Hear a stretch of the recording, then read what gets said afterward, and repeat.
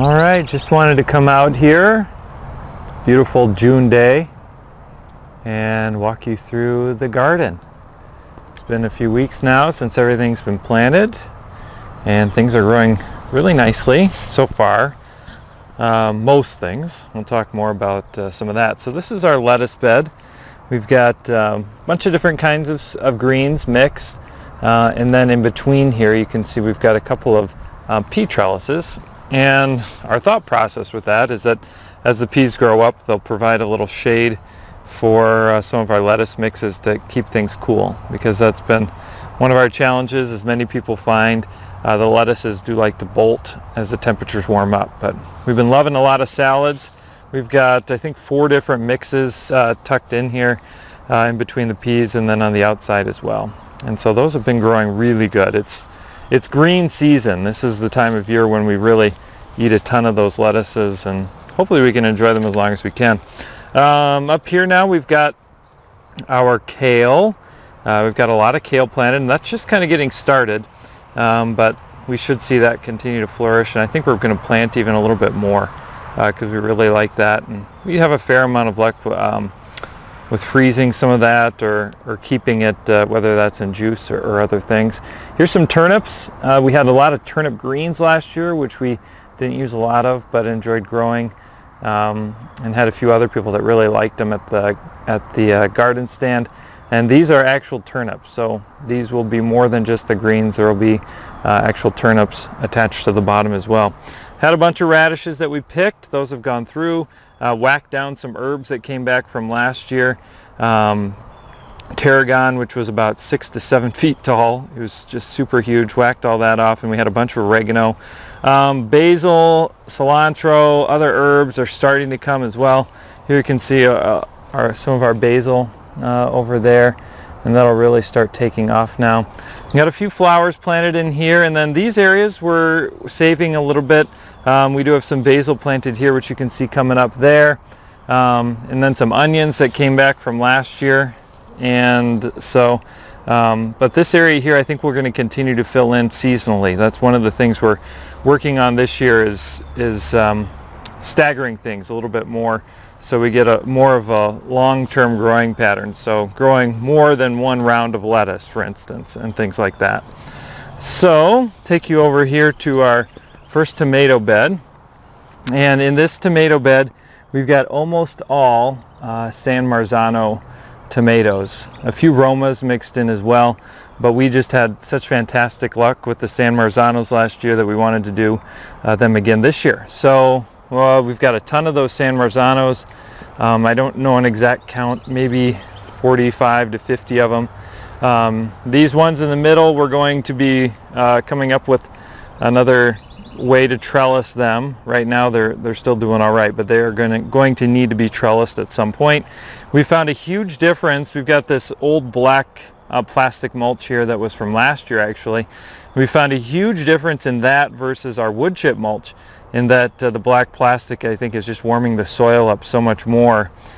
So these plants are well ahead of our other tomatoes around the rest of the garden. So these trellises we built last year, and we're going to use them again this year. They work really good. Need to tie them up securely. The stems, we'll probably try to do 1 or 2 stems for these plants, and then do some pruning for the rest. So we have a bunch of these trellises set up, and those will be working good. Already getting a few flowers even on some of these San Marzano tomatoes. So that's exciting, and we will have a lot of those. Just perfect for sauce. They work really good for salsa too. They're not very juicy. So if there would be one thing that we're a little disappointed in so far, it's our peppers.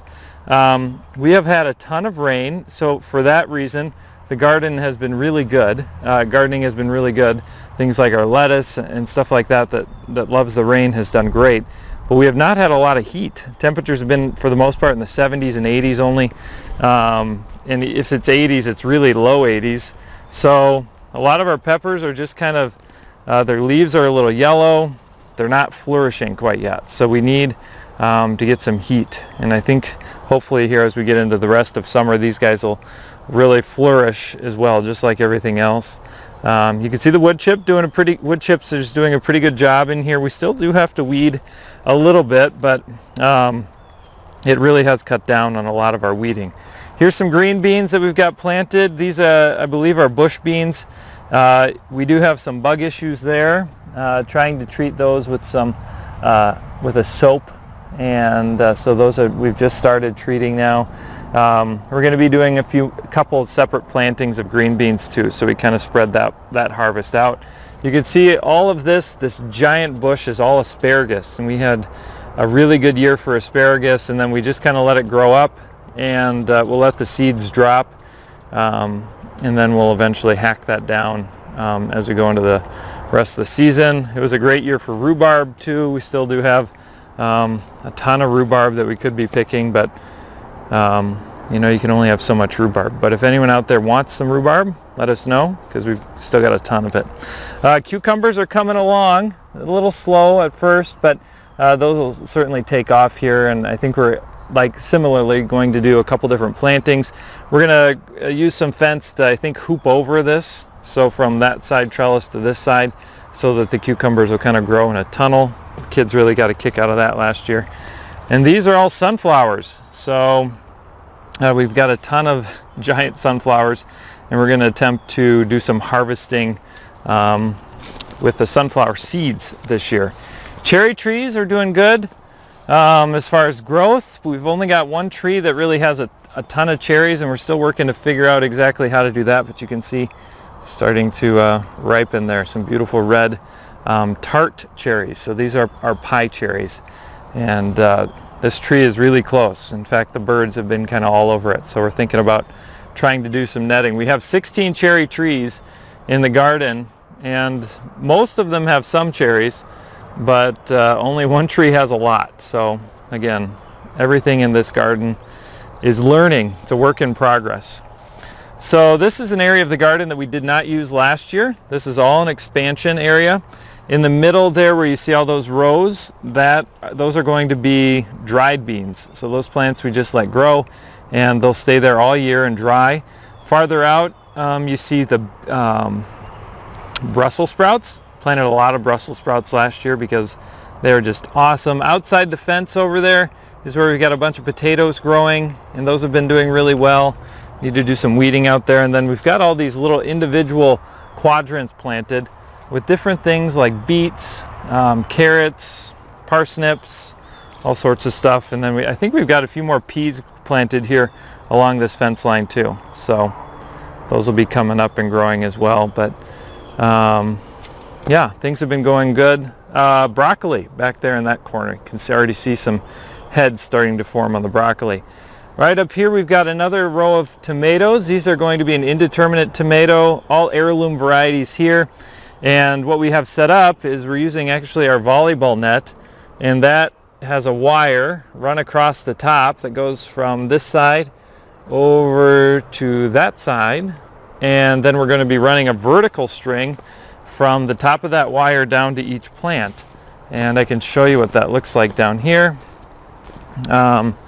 So you can see the two orange lines there coming down to the plant, and then we'll prune this down to 2 stems, and then as the plant grows we'll just twist it around that line until it grows, hopefully, all the way up to the top. So that'll be pretty cool. That's something we're trying. It's a very common way to grow indeterminate tomatoes in greenhouses, but we're going to try to do it outside.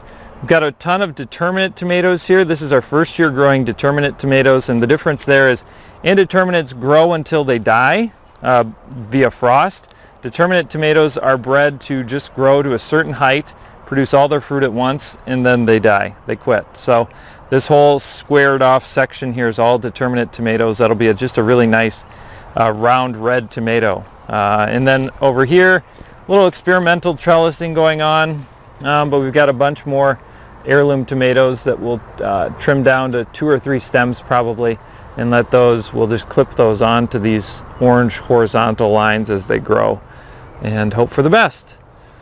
So a lot of experimenting going on.